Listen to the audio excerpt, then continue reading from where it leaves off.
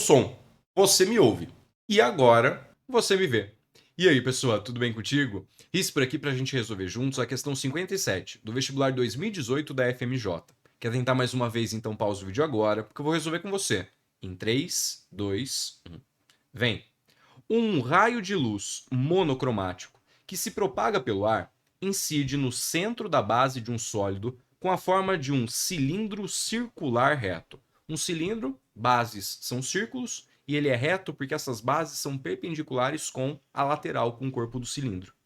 Esse cilindro ele tem a base com um raio medindo A, e ele é feito de um material homogêneo e transparente. Esse raio passa a se propagar pelo interior do cilindro e refrata novamente para o ar de forma rasante a superfície lateral do cilindro. Vamos dar uma olhada na figura para entender essa história? Nosso raio de luz vem vindo pelo ar. Aí ele vai encontrar essa fronteira, que é a base do cilindro. E ao mudar de meio, ele sofre refração. Ele segue esse caminho aqui. No desenho, tem um tracejado ali que a gente pode entender como sendo a reta normal aqui nesse ponto. É um tracejado que está perpendicular à base do cilindro. Podia estar mais explícito? Podia, mas é a reta normal naquele ponto. Aqui a gente também consegue perceber o seguinte, ó. A trajetória do raio de luz foi desviada se aproximando da reta normal. Era para seguir essa linha e o raio de luz deu uma baixadinha, está mais perto da normal. Do menos para o mais aproximais, o cilindro é mais refringente que o ar. Ok? Bom, vamos seguir a nossa história. O raio de luz vai bater na lateral ali do cilindro e aqui ele vai sofrer refração de novo. Só que ele vai sair rasante. Ele vai sair tangente. Ele vai sair tangente com a lateral. Ele vai sair tangente à lateral do cilindro. Agora sim. Esse é o contexto. E agora a gente vai para a segunda parte do enunciado. Vem. Considere o índice de refração absoluto do ar igual a 1. É um valor cultural, tá? Aqui foi uma bondade ter sido fornecido. A gente já sabe que o índice de refração do ar é praticamente o mesmo do vácuo. Vale 1. E considerando também as informações da figura, o exercício pede para a gente determinar qual o valor do índice de refração absoluto do material com que é feito esse cilindro. E aí, quando você olha para as alternativas, talvez até te dê um refluxo, porque olha os demônios que estão nas alternativas. Sabe por quê? Porque esse exercício, além de ter uma pitada de física, que é a parte da refração, tem uma parte matemática, geométrica, que a gente precisa utilizar para chegar na alternativa correta. Vamos lá? Bom, minha dica para você. Sempre que a gente tem que relacionar ângulos e materiais, ângulos e índices de refração, a gente apela para a lei de Snell. Vamos começar escrevendo a lei de Snell aqui? A lei de Snell diz que o índice de refração de onde a luz vem, do meio de origem, vezes o seno do ângulo de incidência, é igual ao índice de refração do meio de destino, para onde a luz vai, vezes o seno do ângulo de refração. Eu gosto de pensar que a lei de Snell, do lado da esquerda, ela cuida da chegada da luz, e do lado da direita, ela cuida da saída da luz, incidência e refração. Ok? A gente tem a oportunidade de usar a lei de Snell em dois momentos aqui, porque teve refração aqui e teve refração aqui. Se eu aplicar a lei de Snell para esse primeiro momento aqui, o ângulo de incidência é o ângulo entre o raio incidente e a reta normal, o ângulo de refração entre a reta normal e o raio refratado, vem vindo do ar e passa para o cilindro. Só que não vai ser interessante aplicar a lei de Snell aqui, por quê? Porque eu não conheço o ângulo R', embora a gente possa tirar algumas coisas da figura, mas esse ângulo I de chegada, de incidência, com que o raio de luz vem do ar, não tem milagre no mundo que me faça encontrar esse ângulo I. Então eu vou ficar com dois buracos na fórmula, né? O ângulo de incidência e o ângulo de refração. Talvez não seja muito inteligente da nossa parte fazer Snell nesse ponto. E se a gente fizer Snell nesse ponto aqui, vamos pensar juntos o que acontece? Eu tenho aqui tracejado a minha reta normal, perpendicular ali com a superfície. Esse ângulo é o ângulo de incidência, é o ângulo com que o raio de luz incide, entre o raio incidente e a reta normal o ângulo de incidência, que eu não sei qual é. Mas o ângulo de refração a gente sabe. Sabe por quê? Porque o ângulo de refração é esse ângulo aqui. É o ângulo entre a reta normal e o raio refratado. E esse ângulo não é qualquer ângulo, é um ângulo de 90 graus. Quando a refração acontece rasante com a superfície, o ângulo de refração vale 90 graus, porque tem um ângulo de 90 entre o raio refratado e a reta normal. Então vai ser mais inteligente para a gente pegar e aplicar a lei de Snell para esse ponto. Vamos escrever juntos? O raio de luz vem vindo do cilindro, o índice de refração do cilindro eu vou chamar de NC.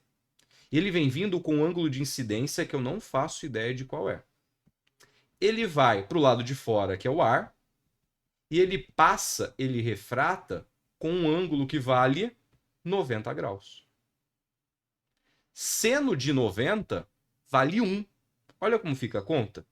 NC vezes o seno do ângulo de incidência é igual ao índice de refração do ar, que vale 1, vezes o seno de 90, que vale 1. Vai ficar 1 vezes 1. Então, se a gente isolar o índice de refração do cilindro, ele vai ser 1 dividido pelo seno do ângulo de incidência. Nosso problema ficou um pouco mais simpático, porque agora, se a gente conseguir de algum jeito encontrar quanto vale o seno do ângulo de incidência, a gente resolveu o problema. É só substituir esse valor aqui, fazer a conta e marcar a alternativa correta. Como é que a gente vai fazer isso? É agora que entra a matemática. Vem, a gente vai agora para a parte matemática geométrica dessa questão. O que eu vou começar fazendo aqui com você?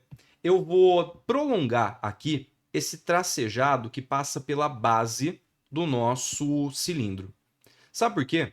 Porque prolongando esse tracejado, agora fica mais visível para a gente na tela que nós temos duas retas paralelas cortadas por uma transversal. Isso deve ter sido uma das suas primeiras aulas de matemática lá na geometria. E isso é importante para a gente porque aparece um monte de ângulo igual, né? Se esse ângulo vale I, esse ângulo, que é alterno interno daquele, também vale I. Eu consegui transportar o meu ângulo I para cá. E transportando esse ângulo I para cá, fica mais fácil da gente enxergar um triângulo retângulo que apareceu no nosso problema. Esse triângulo retângulo, ele pode ser a base para a gente encontrar o seno do ângulo I, que é o que a gente precisa para resolver o exercício. Vamos desenhar esse triângulo retângulo aqui do lado? Ó, aquele triângulo retângulo, ele é desse jeito aqui. Nós temos o nosso ângulo I aqui, o ângulo de 90 graus, o ângulo reto aqui em cima. Este cateto do triângulo retângulo, ele mede A, é o raio do cilindro. Enquanto o outro cateto, ele mede B. Essa medida aqui é um cateto que vale A, o outro cateto é essa medida que vale B. Se a gente quiser escrever o seno do ângulo I, como é que a gente faz? Seno é o cateto oposto, é o cateto que está na frente do I, que é B, sobre a hipotenusa. Só que nós temos um problema. A gente não sabe a medida da hipotenusa. Então, primeiro a gente vai ter que achar a medida da hipotenusa para depois achar o seno do ângulo I. Como é que a gente vai achar a medida da hipotenusa que eu vou chamar de x para esse triângulo? Pitágoras.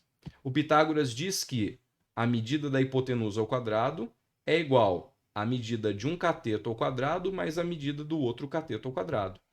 Infelizmente, aqui a gente não tem número, mas o que dá para fazer é tirar a raiz quadrada.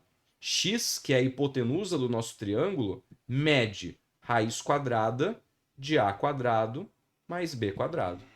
E agora que eu sei a medida de x, eu posso escrever quem é o seno do ângulo I. É o cateto oposto que mede B sobre a hipotenusa que mede esse trambolho. Raiz quadrada de A quadrado mais B quadrado. Não era o seno de I que faltava para a gente encontrar a resposta do exercício? Pois bem, então agora a gente se despede da parte geométrica e a gente vai pegar esse valor do seno de I e fazer uma substituição ali em cima para encontrar o índice de refração do material do cilindro. Vamos lá? O índice de refração do material do cilindro, ele é 1 dividido pelo seno do ângulo I. Só que o seno do ângulo I é esse monstrinho que está aqui. A nossa conta ficou desse jeito. Fração dividida por fração. Qual que é a regra na matemática? A gente mantém a de cima e passa de baixo multiplicando ao contrário. Então isso aqui vai ficar NC igual a 1 vezes o contrário da que está embaixo. O contrário da que está embaixo é raiz quadrada de A quadrado mais B quadrado sobre B. E multiplicar alguma coisa por 1 é a mesma coisa que não fazer nada, né? Então aqui a gente chegou na resposta do exercício. O índice de refração do cilindro é dado por essa expressão, raiz quadrada de A quadrado mais B quadrado dividido por B, o que aparece para a gente na letra E, a nossa alternativa correta. Aproveita para deixar sua curtida, se inscrever no canal e ativar as notificações. Assim, você fica sabendo quando um novo vídeo for postado. Agora é contigo. Bons estudos e até a próxima. Beijo, pessoa!